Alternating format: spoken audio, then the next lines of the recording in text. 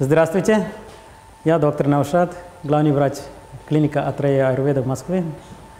У нас 3 клиника в Москве и одна клиника под Подмосковье. Это под городом Домодедово. Мы там проводим все стационарное лечение, как в Индии. И мы сейчас открыли цикл лекций каждую среду в Посольстве Индии. Первая лекция посвящена введению аюрведы.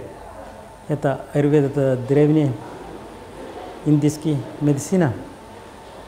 И там есть очень много основных принципов, как можно как понять здоровье и как дисбаланс в организме, и как можно понять болезни. Первая лекция проводит доктор Сальпракаш. Он у нас летит и глава нашего филиала Домодедово. И как приходите, послушайте его. И очень информативно будет. Все вам его слушают. Это очень важный, это основной принцип аюрведа, это введение аюрведа.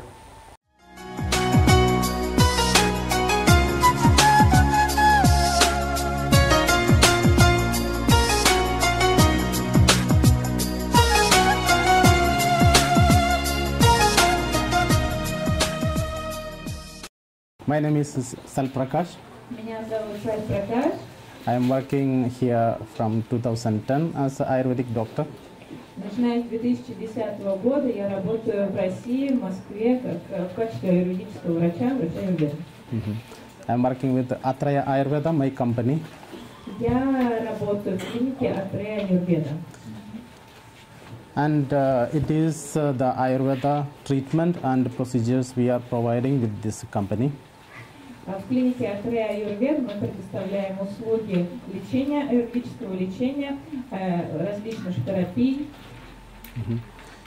So I am starting now today about some introduction about in Ayurveda, about Ayurveda saying what it is the whole system. Сегодня мы начинаем цикл бесплатных лекций по аюрведе, которые будут проходить по средам в посольстве. Здесь в холле Дикидарков каждую среду в 6 часов. И сегодня мы начнем с вводной лекции по аюрведе и очищению по аюрведе. It is the general introduction about this, and it is just like not only the complete science, some history, something also included in this. So it is just like a story, like I am explaining, and the needful thing also. Сегодня мы поговорим об аюрведе. Это будет чисто общая лекция, вводная лекция, но она не будет скучной, потому что также мы будем говорить об истории аюрведы, о разных мифах, о легендах. То есть это будет как настоящее повествование, как рассказ. I am explaining about the Ayurveda, what it is, what the meaning of Ayurveda.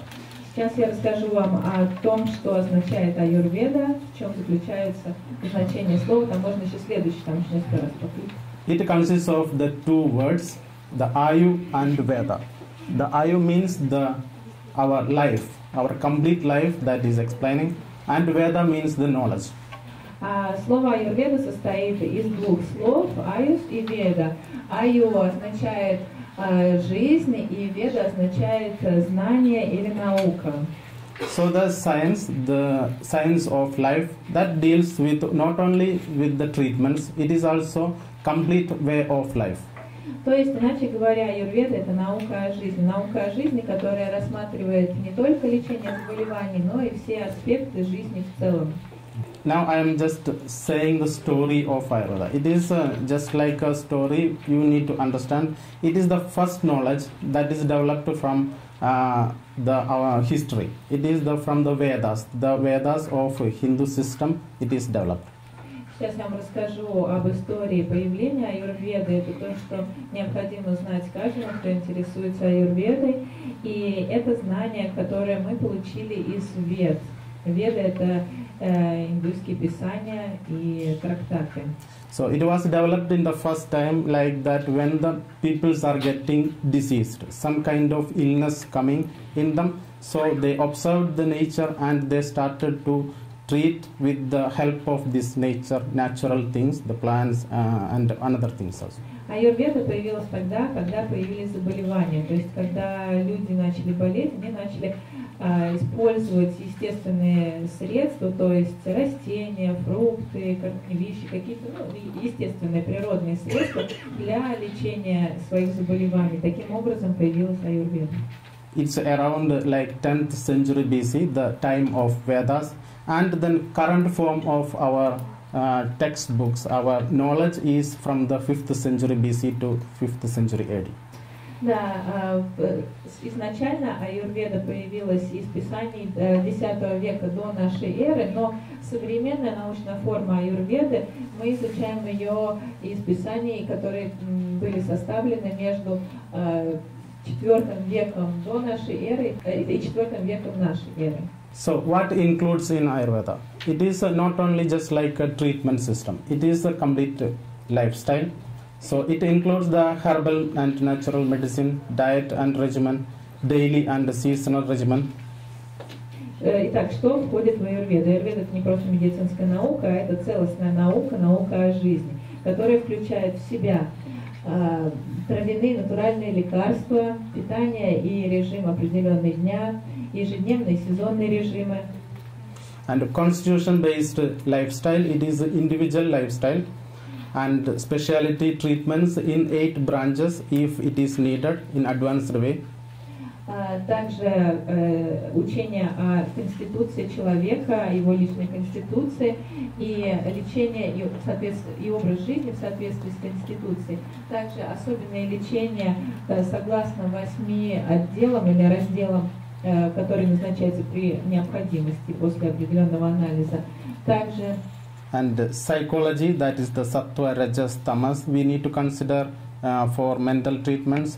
And spirituality, it is also need for the health, and yoga. Также психология, то есть саттва, раджас и тамас, которые тоже необходимы для здоровья или для оценки здоровья, и также духовность, как тоже элемент здоровья, тоже очень важный элемент, и йога.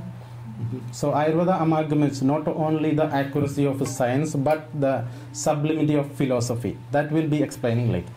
И аюрведа объединяет точность науки и возвышенность философии, о чем мы поговорим чуть-чуть позже. Now the present diseases. What are the main diseases we have? That problem of death causing present time, that is explaining now. Сейчас мы поговорим об основных заболеваниях современности, то, чем мы страдаем в наши дни. So we can see that in this the cardiovascular disease, that is the 47%. It is of whole world and also including the developed countries. Здесь данные 2016 года, на самом деле они относятся и ко всему миру в целом, но в особенности к развитым странам, поэтому мы также причисляем Российскую Федерацию, в принципе, к этому списку. И первым заболеванием в списке сердечно-сосудистые заболевания. 47% населения в 2016 году страдало от этих заболеваний. And like the cancer, suicidal tendencies, suicidal accidents, road accidents, murders, accident of alcoholic poisoning, like that we can say. And in this we observe that the infectious diseases or other kind of infections is only very mild part, but the lifestyle diseases are very important one. Как вы видите, здесь, в принципе, в этом списке тут есть и онкологические заболевания, рак, и самоубийство, и тенденция, в принципе, к суицидам, и также смертность от каких-то аварий дорожных. Также здесь убийства, разные причины смерти, но, как вы видите, такие заболевания, например, как какие-то инфекционные заболевания, вирусные заболевания, их тут совсем маленький процент, а в основном это заболевания или причины, которые связаны так или иначе с образом жизни людей. Now I'm just checking the average healthy life expectancy of persons of various places. First we are considering about the Russia. It is 67 years for the females and 77.3 years for the females. Опять же, согласно статистике 2016 года, средняя продолжительность жизни в Российской Федерации среди мужчин составляла 67 лет, а женщин 77,3 года. And the average for the Europe it is 71 years, and for the US it is 78. Что касается вообще в общем, то это 71, это и для мужчин, и для женщин, это касается и мужчин, и женщин по всему миру. А что касается Европы и США, то это 78 в общем. So this is the lifestyle expectancy without any help of the medicines, and with the help of medicine it is more. То есть это продолжительность жизни без применения каких-либо лекарственных средств. Если же мы применяем какие-то лекарственные средства или терапии, то тогда это, конечно, этот показатель увеличивается. So what is saying in Ayurveda about this healthy life expectancy? That is the explaining with the epoch or era in the Ayurveda. Что касается мнения Аюрведы касаемо продолжительности жизни, то продолжительность жизни в Аюрведе рассчитывается или объясняется эпохами или эрами, то есть югами, как это называется в индуизме. This is how very different calculations. So мы сейчас разберем, точнее расскажем о том, как это рассчитывается согласно югам. It contains so many parts. It's the golden age, Silver Age, Bronze Age, and Iron Age, like Satyuga, Treta Yuga, Dwapara Yuga, and Kali Yuga, like that. Согласно этому знанию, индуистскому знанию, ведическому знанию, существует несколько юг или несколько эпох, то есть это Золотой век или Сатья-юга, Серебряный век или Трета-юга, Бронзовый век или Двапара-юга и Железный век или Кали-юга. And it is the descending and ascending part. It is like just waving, it is going, it is continuing all the time. И как вы видите, эти юги, они имеют волнообразный характер, то есть они восходят и не сходят постоянно. So according to the time, it is saying that we are in the starting of ascending part of Kali Yuga now. Что касается вот этому исчислению, то мы сейчас находимся во второй части восходящей Кали-юги, Железного века. And it is finished like it is started 3102 years ago and now finished 2000 AD also. So total 5000 years it is finished now. Вообще она наступила в 3102 году до нашей эры, а еще осталось 2018 лет, то есть в итоге Кали-юга исчисляется 5120 годами. So just now I am saying the qualities of each yuga. Next slide. Подождите, наоборот, то есть уже прошло сейчас 5120 лет от Кали-юги, прошу прощения. Я математик не очень. How many years are there in Kali-yuga? It is a different calculations that I am not going in that. It is very difficult to calculate. Я в таких подробностях вдаваться не буду. Это очень сложно. Давайте продолжим. I can say it is that for 32,000 years. It is according to one calculation. For 32,000 years. 432,000. 432,000. 430 тысяч лет, согласно одному мнению, но существуют разные мнения, поэтому вдаваться в подробности не буду. So now I'm just saying, explaining the yuga quality, stature, lifespan, everything that is explained in this system. That is the for Satyuga, all things were pure and supreme, the knowledge and meditation.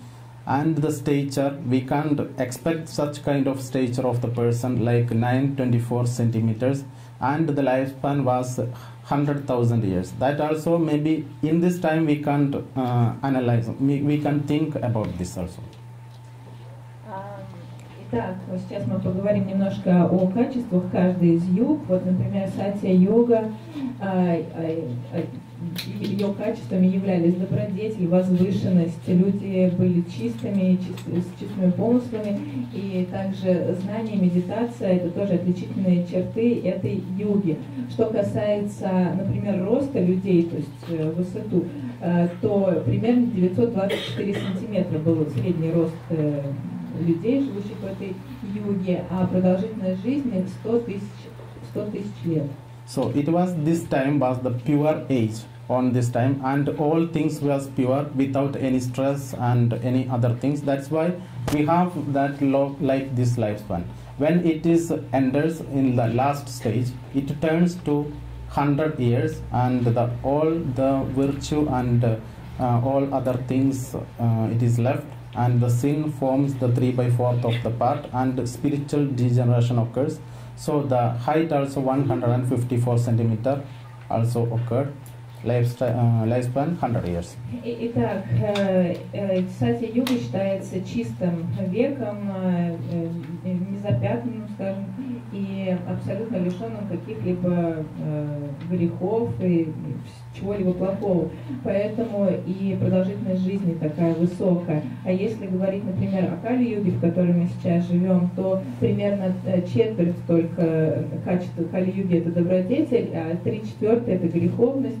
И также присутствует духовная деградация. Что касается среднего роста человека, то это примерно 154 сантиметра, а продолжительность жизни 100 лет. So it is just like I'm saying that Ayurveda says minimum in this time the 100 years should live without any diseases. That's just I'm explaining. Согласно Аюрведе, в этот век люди должны жить примерно 100 лет, ну, не меньше, скажем, и без заболеваний. Next slide.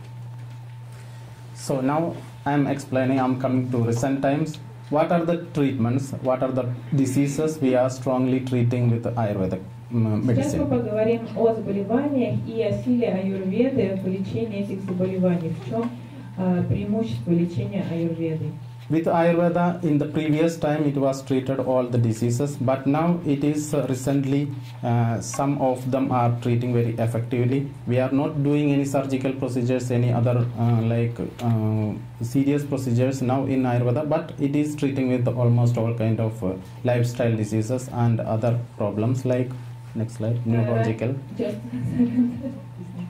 Ранее аюрведы лечили все заболевания, сейчас аюрведа применяется в лечении, особенно эффективно применяется в лечении некоторых заболеваний, особенно это заболевания, связанные с образом жизни. And it is, we are treating now with mainly curing. It's a neurological disorders, gastrointestinal, cardiovascular diseases, psychological disorders, joint diseases, chronic bronchitis, asthma, skin diseases, degenerative disorders, cancer, diabetes and obesity. So it is possible to treat like these diseases, and we have a better result than other system of medicines. Болезни, которые сейчас в настоящее время хорошо поддаются лечению аюрведой, это все болезни списка, я их зачитаю: неврологические заболевания, заболевания желудочно-кишечного тракта, сердечно-сосудистые заболевания, психологические проблемы, заболевания суставов, хронический бронхит, астма, кожные болезни, дегенеративные процессы, рак, диабет, ожирение. Эти заболевания особенно эффективно лечатся при помощи аюрведы. Показывают очень хорошие результаты лечения аюрведического. Okay, now the just next slide, the uniqueness. What are the uniqueness? Why you treat with Ayurveda? Is it needed? That also we need to think. And any good qualities, good properties are there need to treat with Ayurveda. Сейчас мы поговорим об уникальности аюрведы, вообще зачем применять аюрведическое лечение, в чем именно заключается эффективность лечения и в каких случаях особая эффективность. So the first one, it is the unity in diversity. So in the world, it is saying that all are the individuals, the human beings, all things are made with the same materials, that is saying the man, human and all animals or birds and the universe. Первая отличительная характеристика аюрведы заключается в единстве многообразия. То есть говорится, что каждое живое существо в мире, каждый человек — это индивидуальность, но при этом все живые существа, и люди, и животные, и все остальные сделаны из одних и тех же материалов. But the Ayurveda considers the every human beings as very individual also. So everyone should consider the same time individually. Но так как аюрведа считает каждого индивидуальностью и каждому пациенту подход абсолютно индивидуальный, поэтому необходимо такой подход осуществлять и также подбирать лечение индивидуально.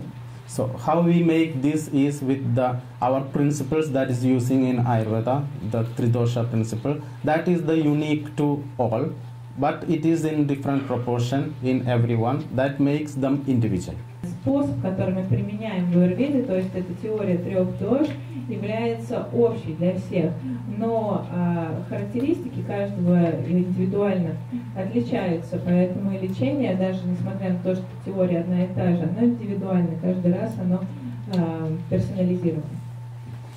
And the second one, it is called the holistic approach. It is not treating the person as a part. It is always consider the complete the human body and the mind, and next the soul also. So we need to analyze the person completely to give any treatments. Итак, следующее – это холистический или целостный подход, то есть человека лечит не только по частям, не только там, отдельные какие-то органы, да, но полную сущность человеческую, включая и физическое тело, и ум, и даже душу. The third one, it's the uniqueness is the natural medicine we are using. Almost all medicines that is using in Ayurveda, that is natural, and in some special cases we are using some metals as a treatment part, and it is very rarely.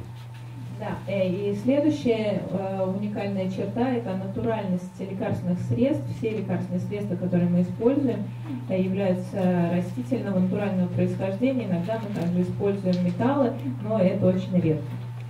And it will be, next slide, it will be less expensive when we are treating, where we are developing locally. It needs to analyze the whole materials from its original place to another countries. We need to check the new medicines from the nature here. It's also, we have also traditional system, not traditional, natural system. So we need to develop it naturally, then it will be less expensive. В принципе, аюрведа является довольно доступной медициной, ну, что касается Индии, то это точно, но также в России даже или в других странах тоже возможно сделать аюрведу абсолютно доступной, потому что мы всегда смотрим на те ресурсы, которые есть непосредственно в стране, в которой практикуется аюрведа. То есть нам необходимо исследовать ресурсы, которые существуют в этой стране, и использовать их, тогда аюрведа будет гораздо доступнее. And next, it is advised and constitution-based lifestyle. The individual lifestyle is advising for everyone. So we must understand our nature, and then according to that we must live. That is the saying in Аюрведа.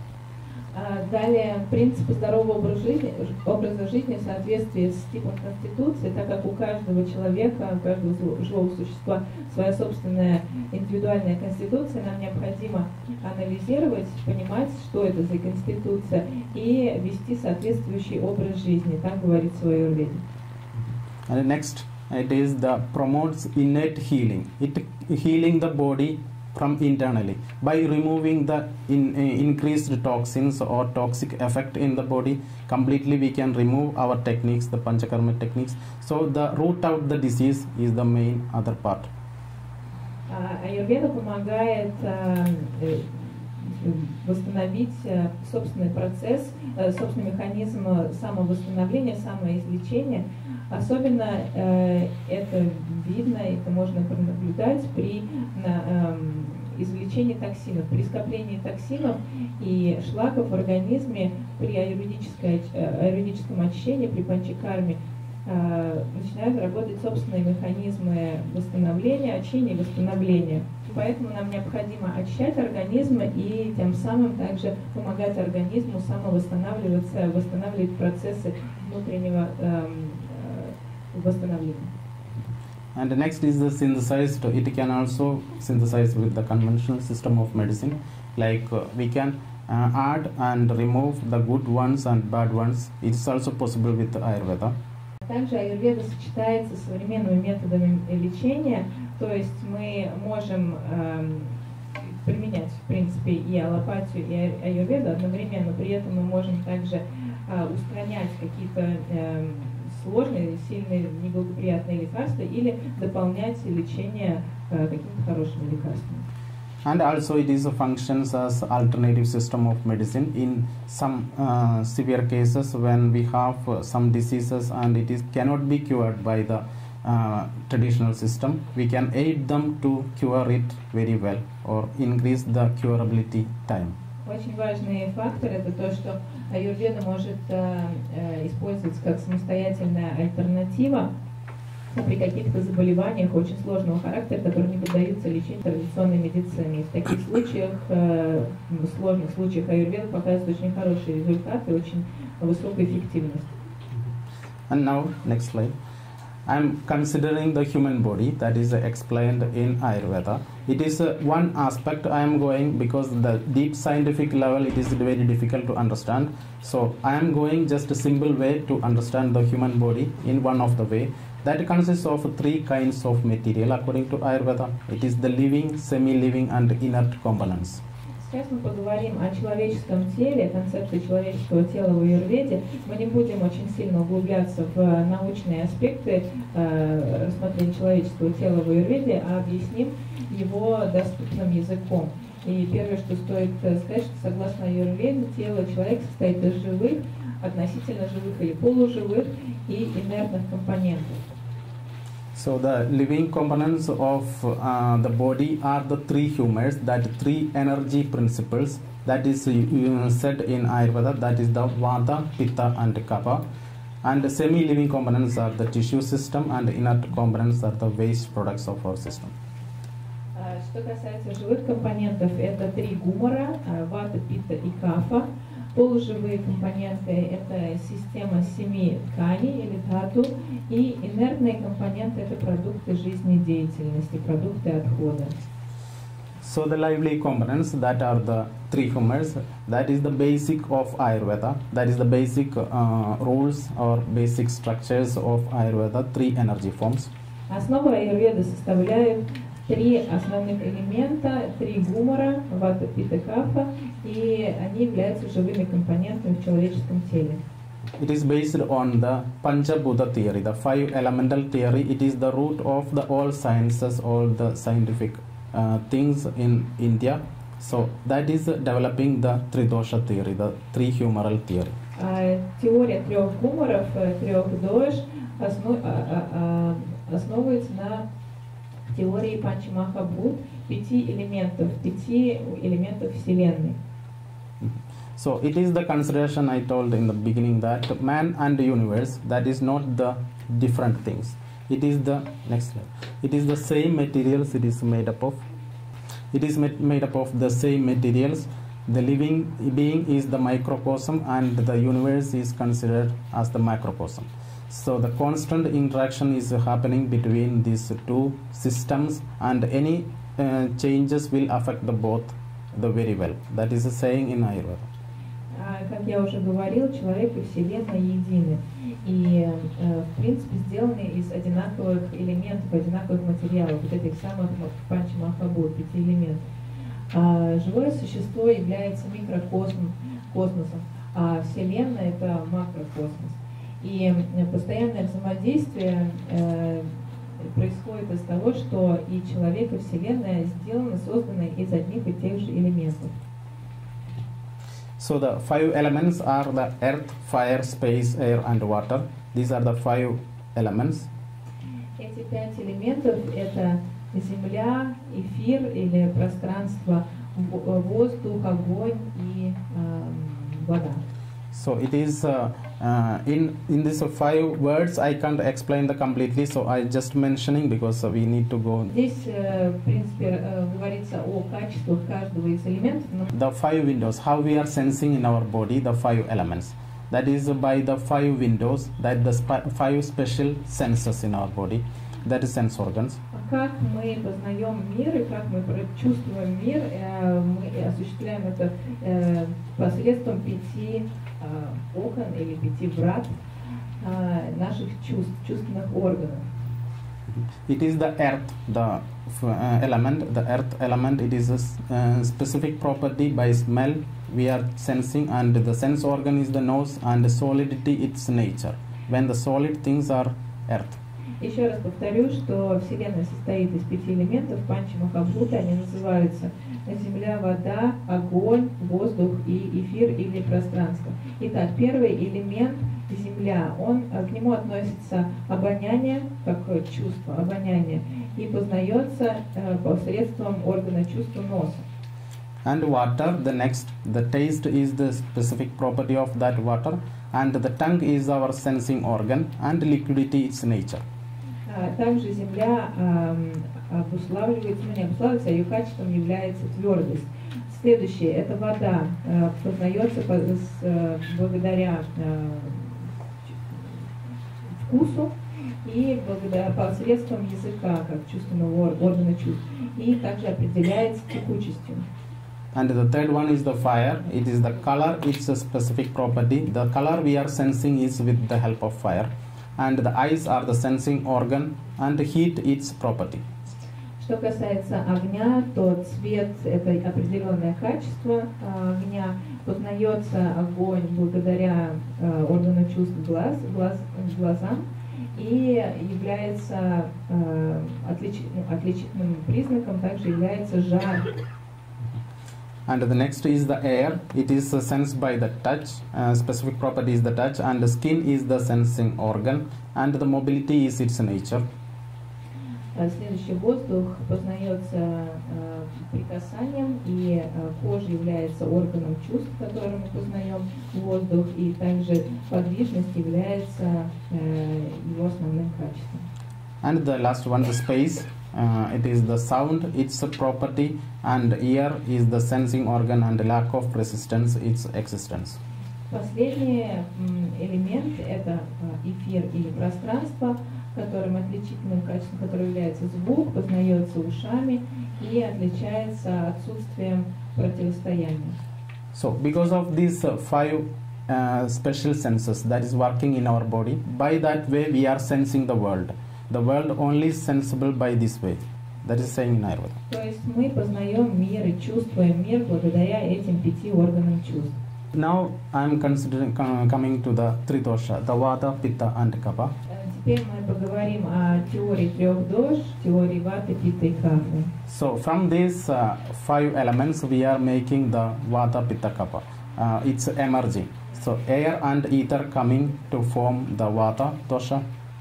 Итак, из этих 5 элементов формируются 3 доши – вата, питта и кафа. Итак, воздух и эфир формируют дошу вата.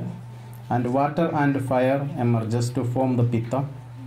Иначе говоря, вата состоит из воздуха и эфира. Потом, и вот эти Fire and water. Да, потом вода и огонь формируют питу, или пита состоит из огня и воды. And earth and water forms the kapha dosha in our body. А кафа доша состоит из земли и воды.